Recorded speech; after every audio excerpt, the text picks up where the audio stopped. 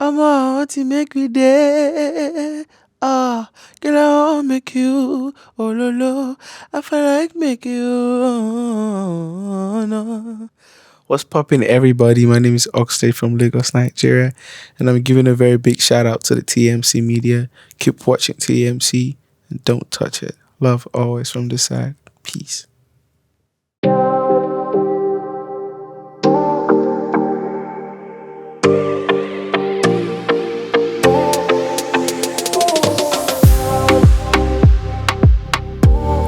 Hi, I'm Justine Malone with TMC Media, sitting today on the couch with Oxlade. He is currently doing his Australian tour, so welcome. You have come all the way over from Nigeria. How are you feeling? I feel blessed, I feel honored to be opportune to come to this continent and country. What are we?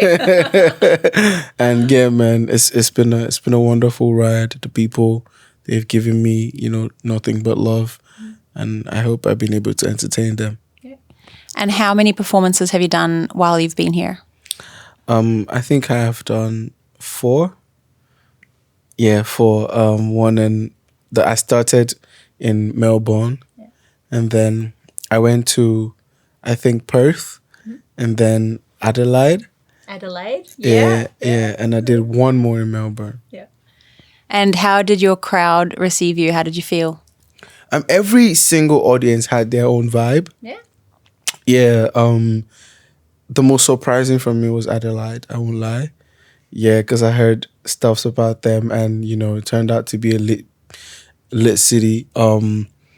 They might, I don't know how to explain it, but they have the heart. Yeah. And, they sang every song word for word, so I don't have any problem with that city. Wow, so Adelaide outdid Melbourne. That's a first, I think. I think Melbourne and Adelaide were on the same level. And how do you find the difference between the crowds over here and back home? Surprisingly, I was humbled because, I didn't know they might know some of the songs I performed. But, that's the essence of this tour, to put people onto new music or some music they don't know, and to also promote the songs you're trying to currently push. Yeah. So yeah, it was a good experience for me, and it was adventurous, seeing Australians sing my song for me. On the other side of the world. Yeah. No. So we're going to talk a little bit about your background and where you're from. So where were you born and what was your family dynamic like? I was born in Lagos. Yeah.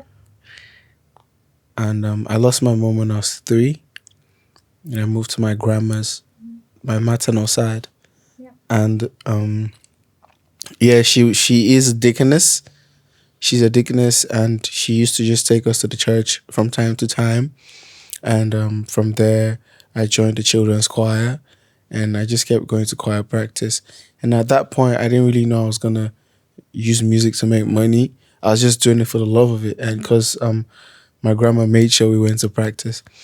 So I think during my primary school, I wasn't really doing music big time in the school, but at church, I was already very much interested and invested in everything from the drama department to the dancing, everything, the artistic, angle and arm of the church was where I was always, finding myself. And fast forward to my secondary school and then university. And after university, I just had to assess myself, and I realized nothing else made me much more happier than, music. And I had to follow my dreams.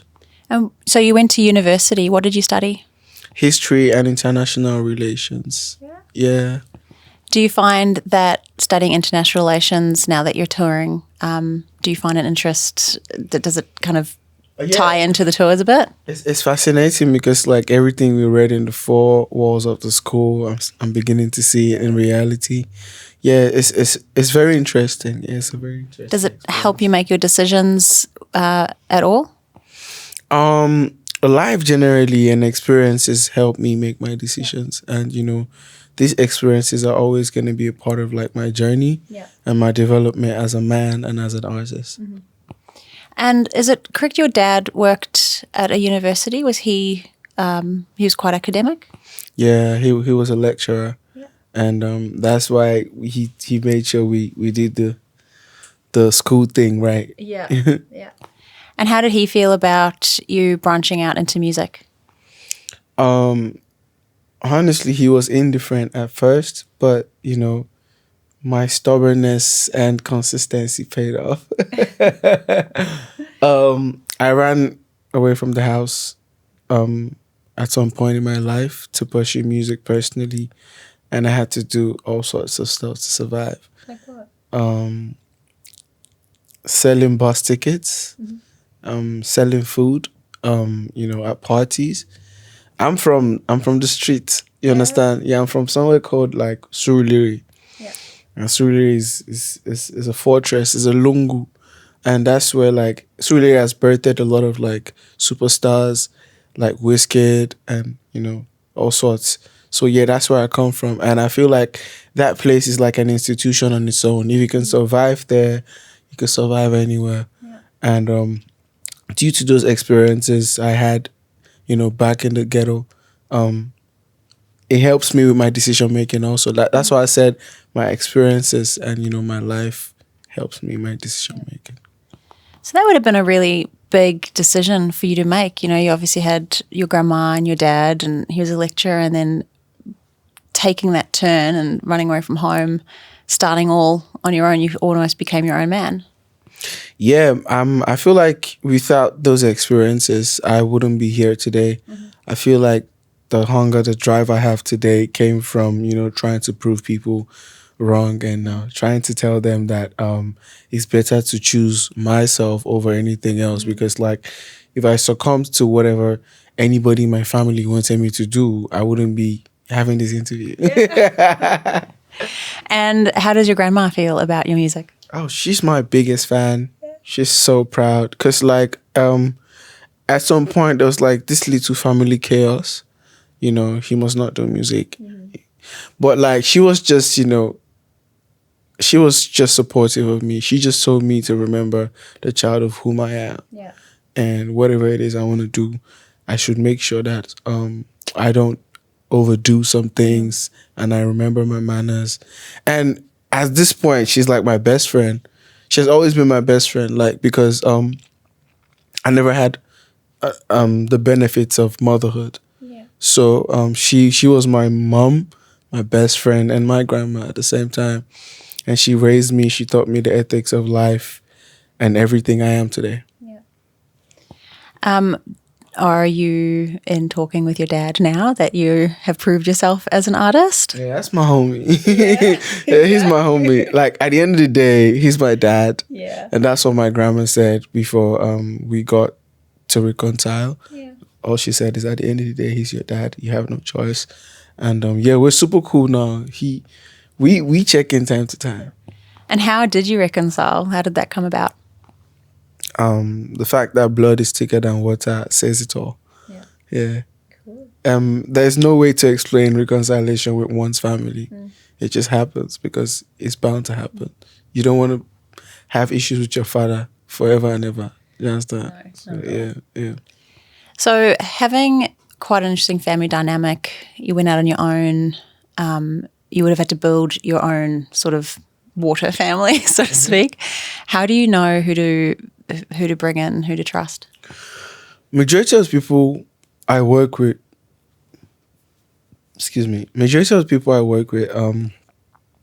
came with me from the streets. Yeah. So like I'm building an empire and at the same time empowering my next man. I've known my manager all my life, my producers, everyone in my team. We both came from Surulere.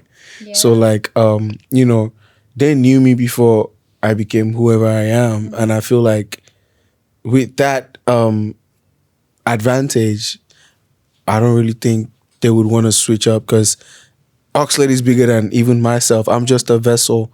Every single person in my team is an instrument towards, the great empire Oxlade is trying to build. So if you switch up, it's on you. Yeah. Do you understand? Because we're trying to build, something bigger than us. And you wouldn't be able to afford to switch up. So you've got quite a unique sound. We've heard you live. It sounds very authentic, even when we listen to it, through devices. How do you come up with that sound? And what is I don't know if we use the right terms here, when you're mastering it in the producing side of things, what do you do? Um, I like I always say, before you become a great singer, you have to be a great listener. And I equip myself with sounds, with projects. Sometimes I just go into listening to a particular artist because I'm trying to achieve something from, their music, but not necessarily copying their sound, but the way they create that sound.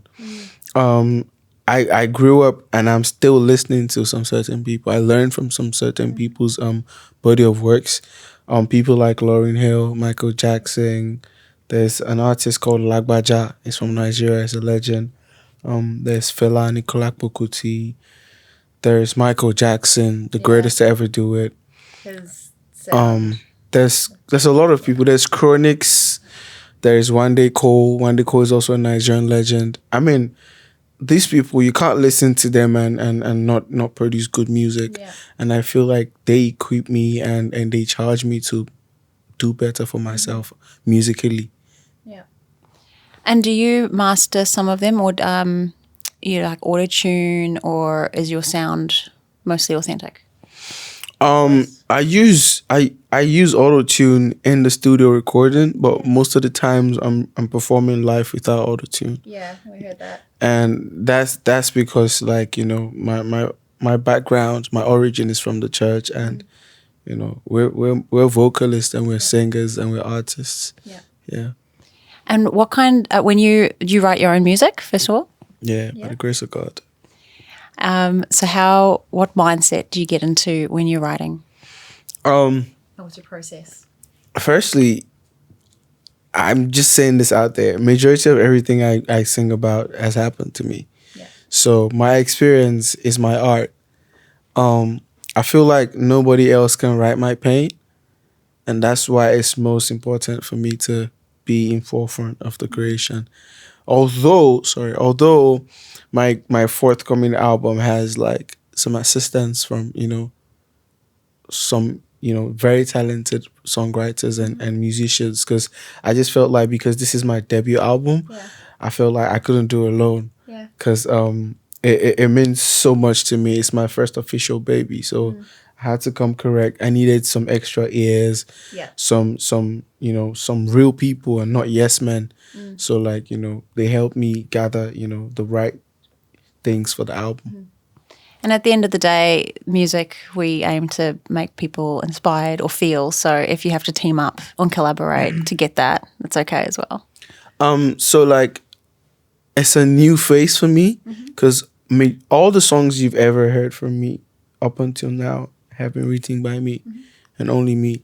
So it's a new phase. It's a phase where I'm trying to expand and learn and accommodate, people's opinion in my art.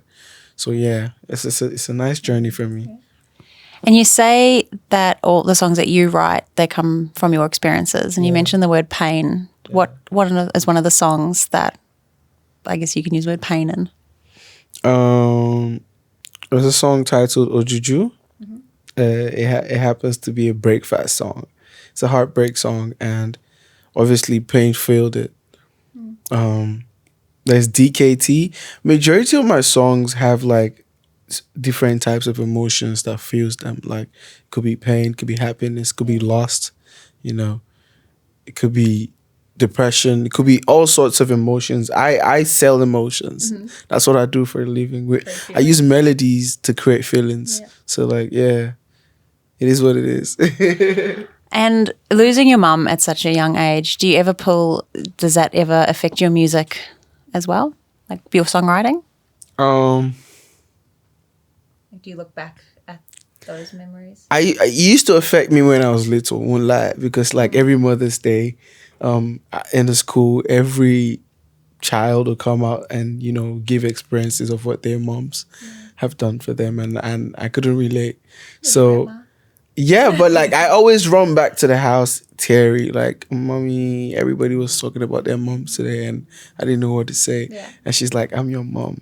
I'm your mom. And then, but as time moved on, I had to see my grandma as my mom, and she just played that role perfectly, right? And I didn't really feel that void anymore. Do I miss my mom sometimes? Yes, but my grandma's done a perfect job. And your mum will definitely be looking down on you, very proud. She has my back. Yeah. And when you are writing a song, when is the moment that you know that that is a hit? Like, that's the song. Do you know it, or do you wait for your audience to tell you?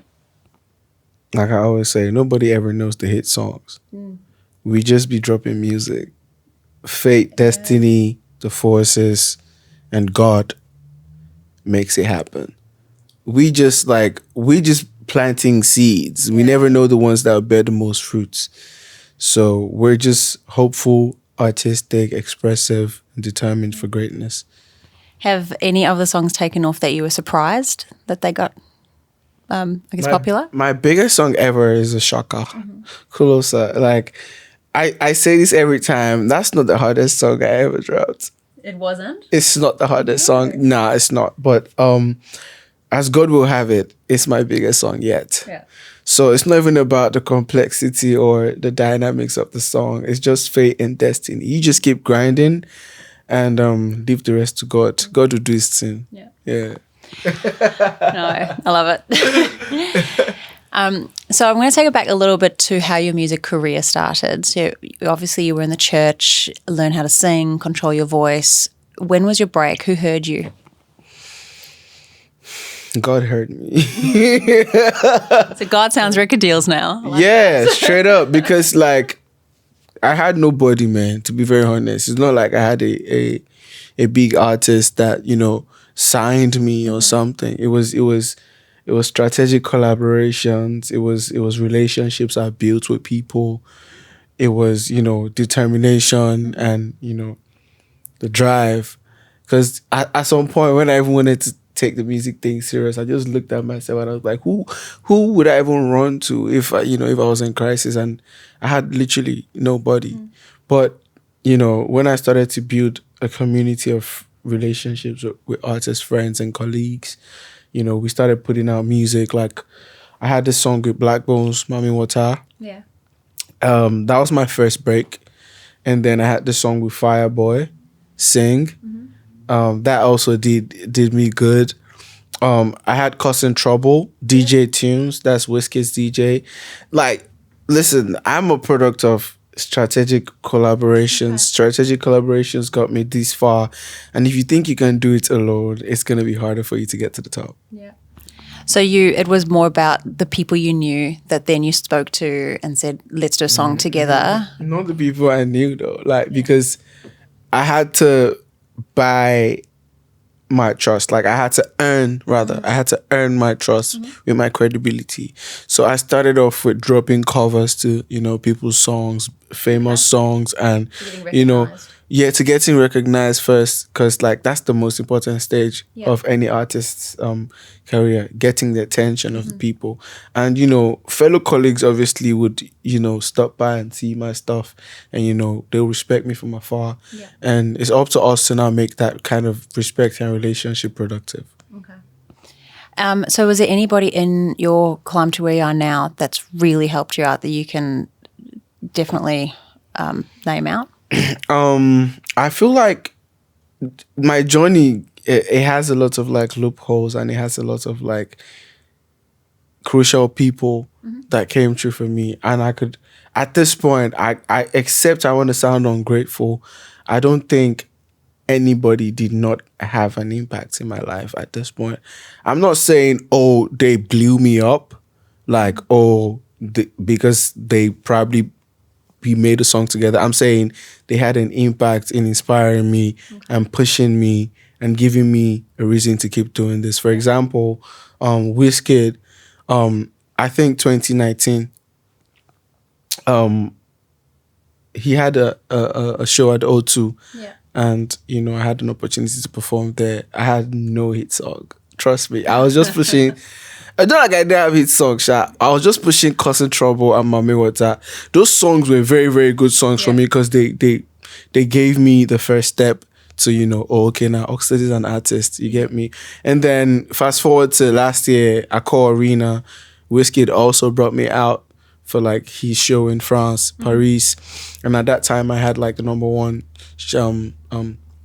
most Shazam song in France. So like him doing that also was like a very big cosign.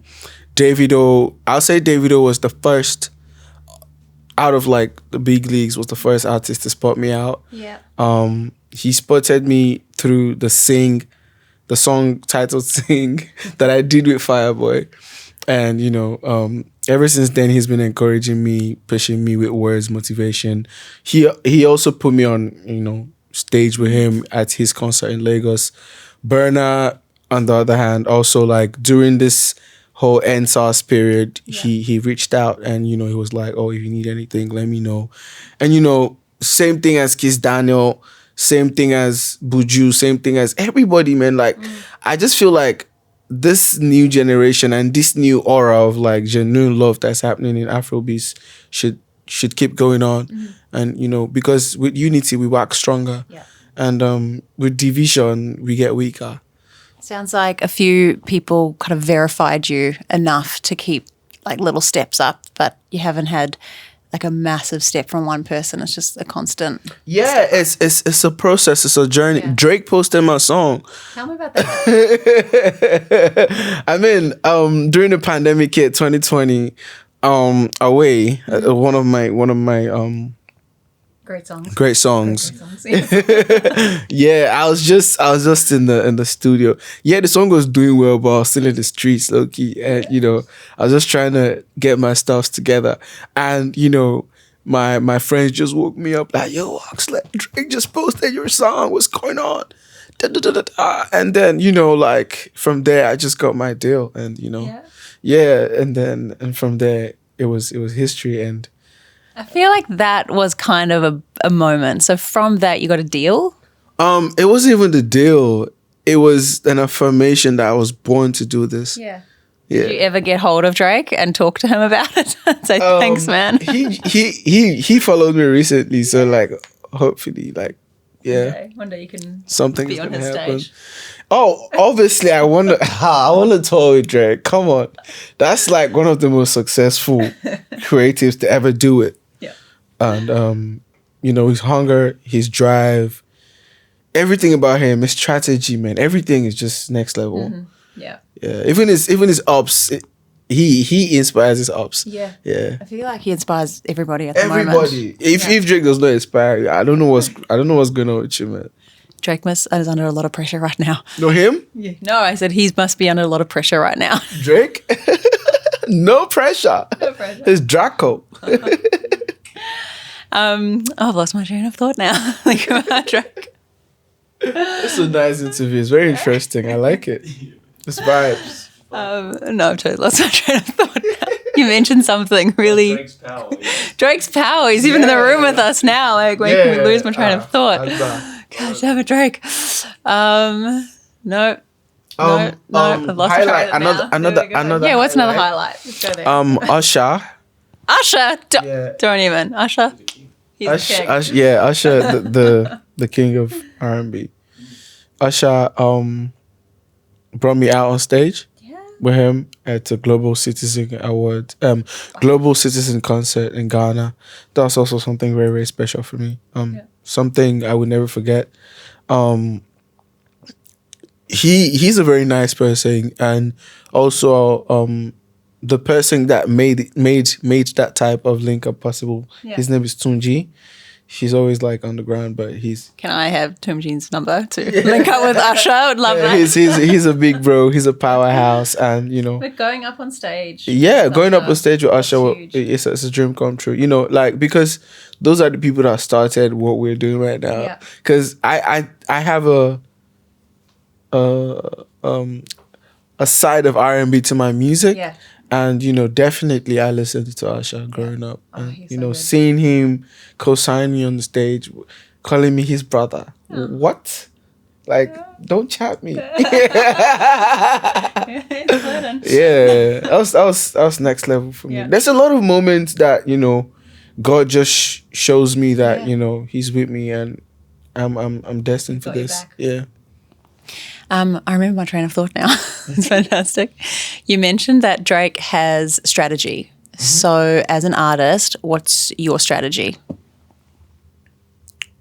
My strategy is how natural my promotion is, because it's not even a promotion. When you're enjoying your music, it's just contagious. There's a way you enjoy your music that will make people want to know what is making you enjoy that music. Yeah. So it's the fluidity, the naturalness to how I put out my music that helps me, because like I've never been under pressure to drop a trending sound.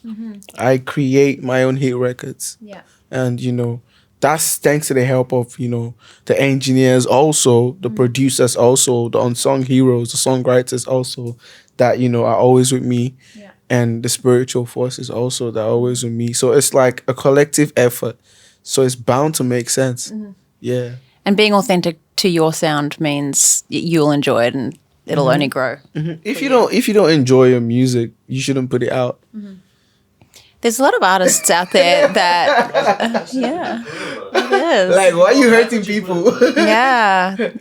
There's definitely artists out there that have been kind of like manicured. Who does that though? Oh, people put They out do. music just to please. Yeah, like I'm not going to market. name any big artists, but there's definitely artists that have been actually no. I know of artists that. Well, don't Britney like Spears, their for music. example, she was manicured to be a character with a certain sound. She's got a beautiful voice, but was she ever given the freedom to be authentic in her sound? So it's really important to, yes, the money might be there and that's what commercial wants, but if you keep your authentic sound, then you're being true to yourself, and that's why you started music in the first place. Like I know a lot of artists that are way better than what they're putting out.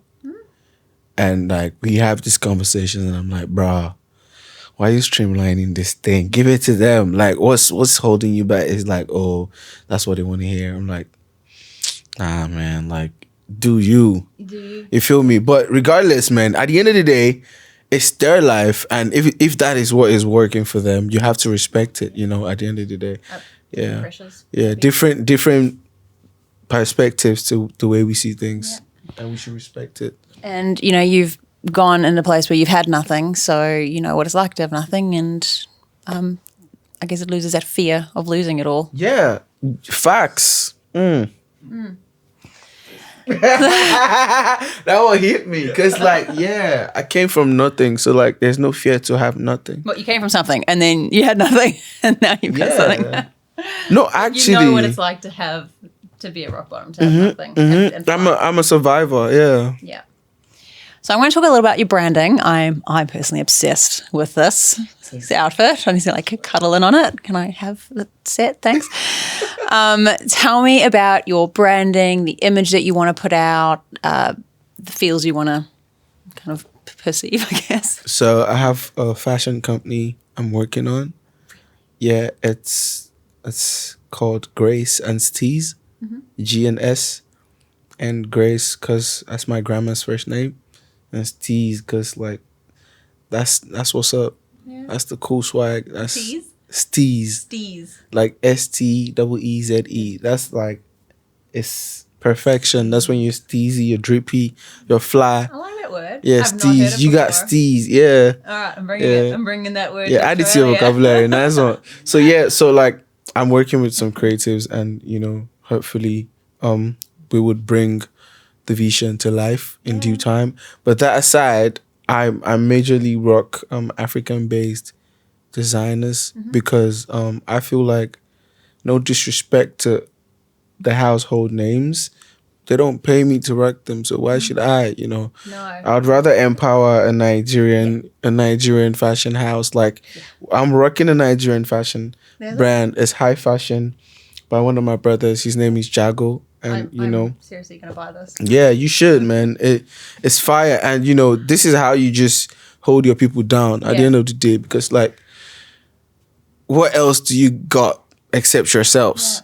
There's a fashion brand called Free the Youths. Yeah. Yeah, it's a Ghanaian fashion brand. I'm putting you guys on to brands that you guys should check out. Like, and this is you know, global. yeah, there's Daily Paper. It's owned by 3 people, but there's a Ghanaian in there. So like African empowerment, you know, there's a lot of people killing their, you know, fashion side, and this kind of collaborations are like where I'm at right now. Like mentally trying to like collaborate with your own people before you give the outsiders. Yeah. So yeah, that's why even the name of my album is Oxlade from Africa. Yeah. Because, you know, before they know who the superstar is, they have to know where he comes from. Yeah. And in a way, you are verifying them, like giving them a platform to be seen. Like, why am I rocking? I don't want to mention brands so they don't blackball. Like brands still pay me to wear your things. Yeah, but like I wouldn't rock an international brand if they ain't paying me. No. I'm sorry. I used to. They get enough. Don't get me wrong. I used to, and sometimes, you know, stylists might give you brands to rock, you know, for shoots and whatnot. But like personally, I wouldn't if I don't get the bag. Yeah. But I would freely rock an African brand for free. Yeah. Yeah, but yeah, I still need that bag. That's actually Regardless, you know. So you would have rocked the high labels, the luxe labels. We see it in the hip hop Afrobeats scene where before you're really big, you dress really big. You kind of play that 5-star lifestyle. And then when you get there, do you feel like you need to play it? Did you go through that? Did you feel like you need to wear the labels to try and prove that you were big?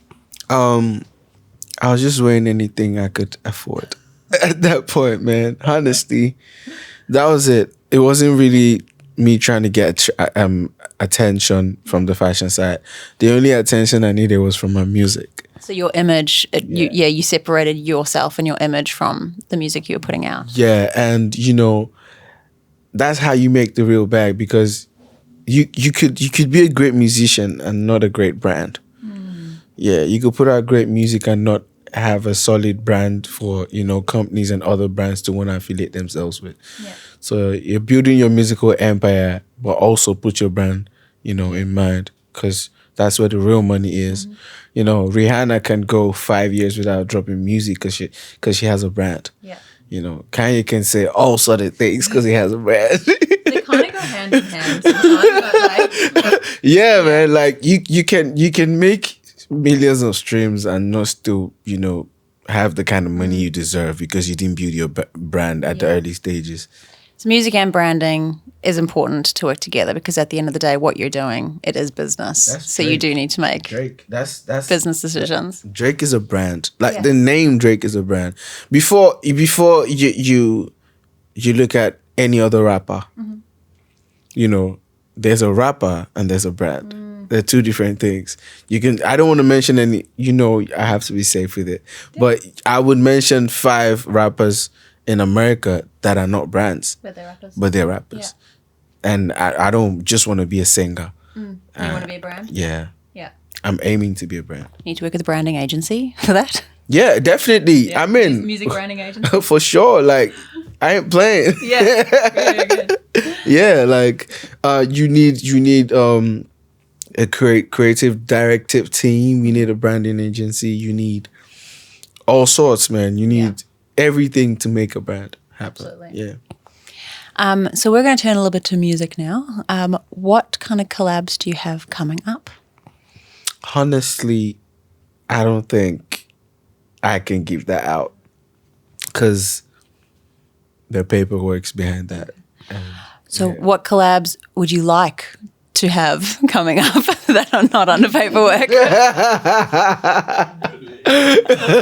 See, yeah, just know I have the biggest rappers in every continent on the album. And did you write the songs together?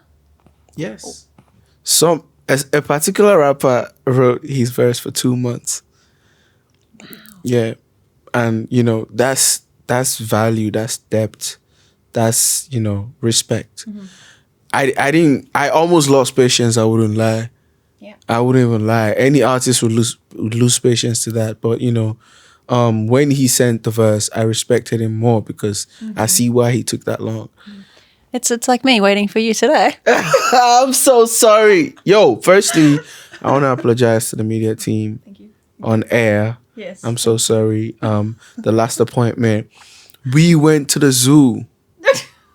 Shut up, Friday. Yeah, and we got tired, and God, like it was the Melbourne planning. Zoo's exhausting. I can't do And that. I didn't know. I didn't know. Like it was like a sloppy. God, my thighs, everything. When I got home, like I just wanted to take an hour nap, and I just passed out. I'm so sorry, man. It's okay. I had to hit you on that one. I'm sorry. Yeah, I'm owning up. So in a world where you are so busy and working with great rappers from all around the world that you will not mention because you're working on the paperwork, how do you stay grounded and not think that you are like kind of better than everybody? I don't look back. When you look back and you look at your achievements, that's when it gets to your head. But when you look at the goals and visions you're trying to achieve, it almost feels like you haven't achieved anything. Do you understand? You looking at your achievements feeds your ego. You looking at your goals feeds your hunger. Yeah, two different things. So, oh, you did this last year. That was last year, bro. What can I do this year?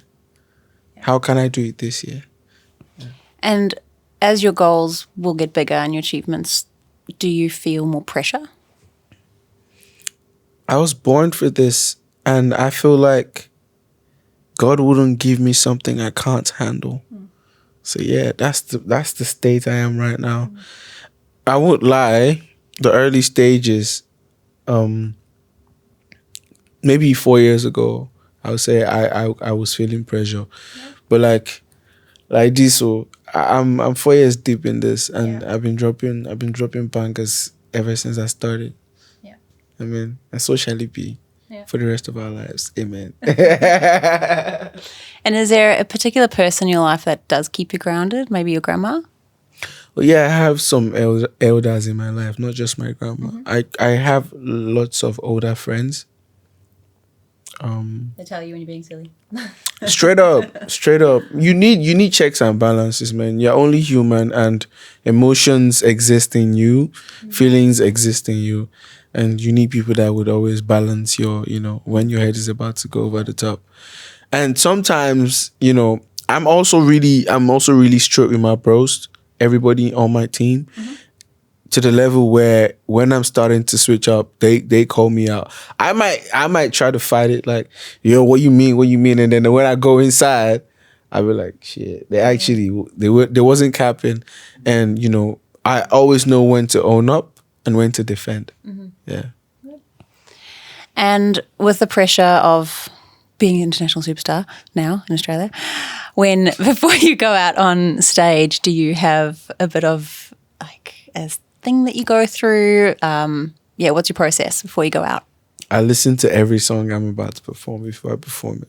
So on my way to the show, I listen to my song so I can know how to attack, probably, and do an ad-lib here. Okay, when I get here. So it's like I perform before I come to the stage to perform. So it almost gets the nerves out. Yeah. It's easy that way. Okay. I just gave you guys my secret. Wow. How do we do that? I don't know. And after the shows, what is your come down method? Routine. I just stay alone, pray to God, thank Him for a successful show, text my grandma, Selfies. Many selfies. send her pictures from the show, tell her. I need to see a photo of your beautiful grandma. Sure, I can show you. I send her pictures and I just say, oh, I did another one. Yeah. I said, well done, my son. After that, we party. Yeah.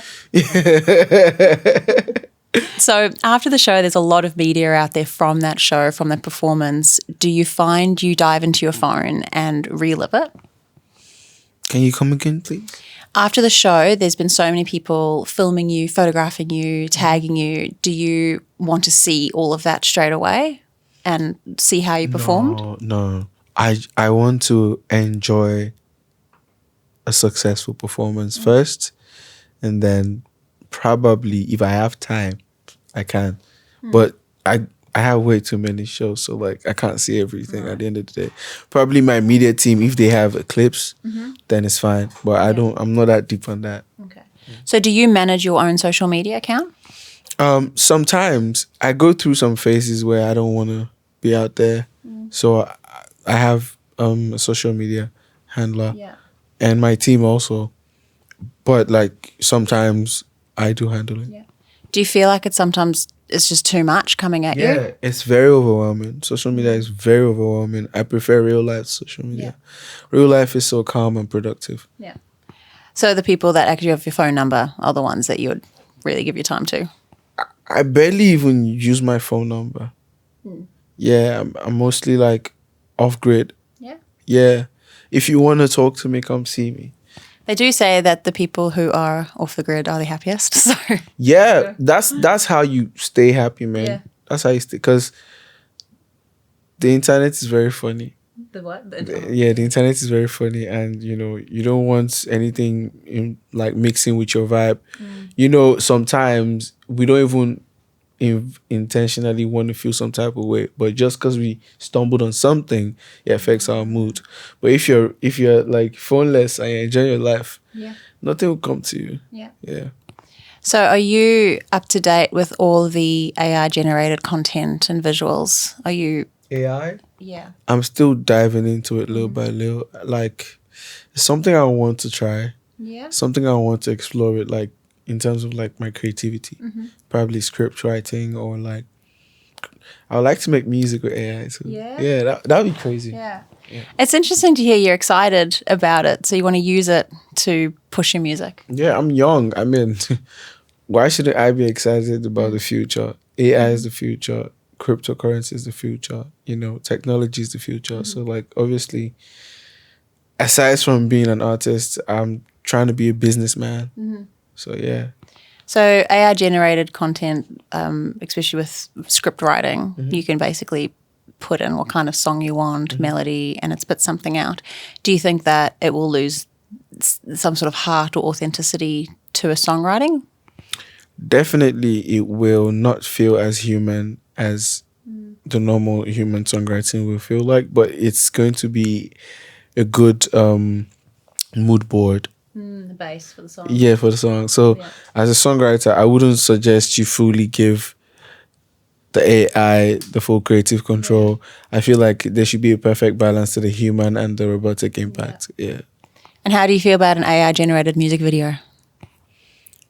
It'll be crazy, man. I mean, like there's no boundaries to this AIP, man. There's no boundaries to it, and I'm grabbing my popcorn. I'm excited to see what the future holds. I guess we can't avoid it. Yeah, we can't. No.